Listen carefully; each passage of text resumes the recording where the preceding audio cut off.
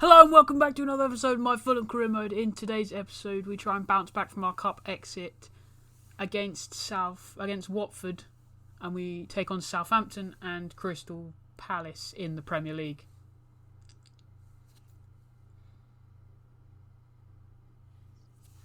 So for the Southampton game, we went for Areola, Tete, Pablo Garcia, Bryan, and Doyle, Lamina, Williamson, Cavalieri, Kenny, Mitrovic. They went for a lot of new signings in this team as well. Amari, Walker Peters, Hoot, Salusi, Williams, Buendia, Christie, McGinn, Morales, Long and Obafemi. So the first action game came with us. Not long in, a couple of minutes in.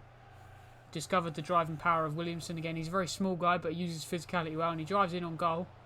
Gets his shot away and forces the keeper into a really good save. So not long after that, we came forward again. We were dominating the game at this point. Kenny playing it into Mitrovic. Mitrovic playing it to Cavalieri, who burst away. Rolled it at the keeper. It's a poor finish from him. Southampton had got away with it and it was still 0-0. Then Southampton come forward, playing the ball out wide to the right. Dia played it one more. Joe Bryan was beaten and they had the chance to put the cross into the penalty area. Pulled it back and Areola made a really good reaction save. Decent shot. It's a good save from Areola at his near post. Southampton then, 5 minutes later, coming forward again. Williams this time coming down the left-hand side. The fullbacks were clearly quite attacking. Morales coming inside. I tried to make the tackle with Pablo and he just rolled home. Simple finish for Morales and we were 1-0 down. We continue to concede goals. Morales here coming in. No one gets close enough. I didn't defend this properly. Tried to slide in with Pablo when I should have probably just stood him up and tried to stop the shot. And then it's a simple finish. Areola's got absolutely no chance of saving that because you know FIFA goalkeeping mechanics. But so then 10 minutes before half time, started driving at their defence with Williamson again. Drove past the defence again. He was in on goal. And he slotted home. It was a good finish. He got in behind. He drove past the defence and it was 1-0. We had equalised 10 minutes before the break. Really good play from him again, and I can see him playing a bit further forward when Kenny retires. Williamson driving in behind. Good finish. Just right in that far corner where the keeper's not going to have a chance to see it. Have a chance to stop it. Simple. Good finish from him. I think that was his 8th league goal of the season or something like that. And then extra time after added time, Southampton were awarded a penalty. Challenge from Garcia on Walker Peters, but we've been playing. It says +2 up there, and we're in the 50th minute. Morales takes it, and Areola tips it round the post. Thank God for that. They didn't deserve to score that penalty. So then at the start of the second half, we won the ball straight from kick-off. Mitrovic played it into Kearney. Kenny played it into Williamson. Williamson played it to Mitrovic, who did well with his body, worked the angle and just couldn't. Very close, just wide of the post there.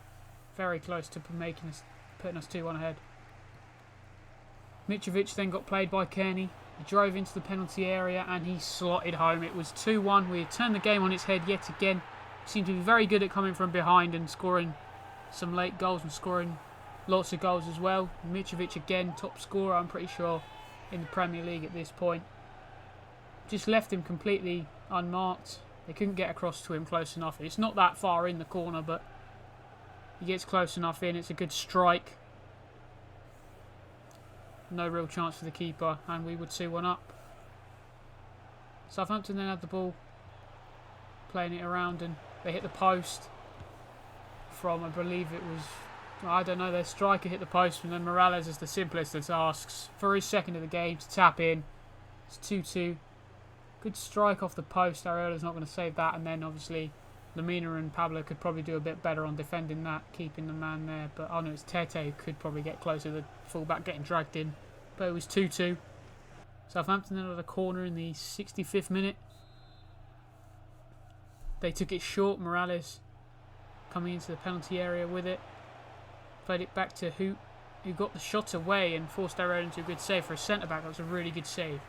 Then not long to go in the last 10 minutes or so. Shane Long played it round the corner for Che Adams, who scored, making it 3-2. And I thought we'd come to another defeat against Southampton, who was still in the relegation zone. Areola got his hand to it, but he couldn't tip it round the post.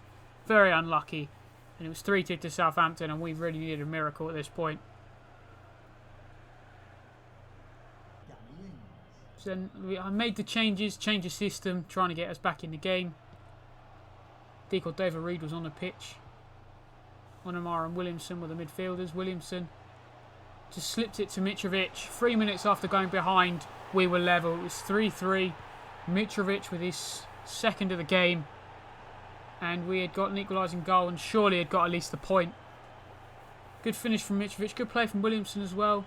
I can really see him playing as that cam if Kearney's injured and stuff. So a good little ball through by Williamson. Just a little poke.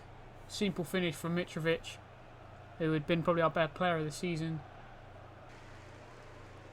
And 88 minutes in, Southampton were coming forward trying to get that winning goal. Walker Peters played it to Burundi because Brian was out of position. Burundi did well getting back off. Good save for the first one and then blocked on the line by Pablo for the second one. Really happy with the way Pablo has defended at this point. Then we tried to come forward, but we gave the ball away stupidly. Les, it was a poor pass. Southampton coming forward again. They were really pushing, trying to get that winning goal. Romeu played it out wide to Walker Peters. Couldn't get his cross in, and then we tried to counter. Not long left to go. Doy's not the quickest winger. Plays it inside to Onamar, and we were really just trying to get anything. And then David Reed made the burst in behind. He hadn't scored that many goals in the league, but this was the most important. 10 seconds overtime, we had scored it. And say thank God for Areola making that penalty save after all, because 10 seconds overtime we'd earned the 3 points. It was a 4-3 victory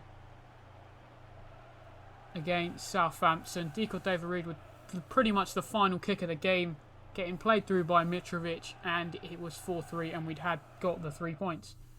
So for the Crystal Palace game, they went for Hennessy, Evanchenko, Mina, Savage, Van Aanholt, Townsend, Maya, Eze, Zaha, Batshuayi and Ayew. A lot of different faces in their team. We went for pretty much an unchanged side from the one that played against Southampton, apart from Foyth in for Garcia. First touch of the game came 6 minutes in, corner in towards Mitrovic. Williamson then put the second ball in and Kearney won the header at the near post. And we were 1-0 up. It was very poor goalkeeping here, I can say in truth, from Hennessy. Not watching that near post closely enough. Very simple header for Kearney. It's a good little cross in from Williamson. Kearney winning the header. He should do a lot better there, Hennessy, to be honest. It wasn't the most powerful header. It was just a glance at the near post. Shouldn't be getting goal side of the defender anyway, but it's a good header. And we all 1-0 up at Selhurst Park. Crystal Palace then were trying to get an instant response. And they did. They did it through Michy Batshuayi.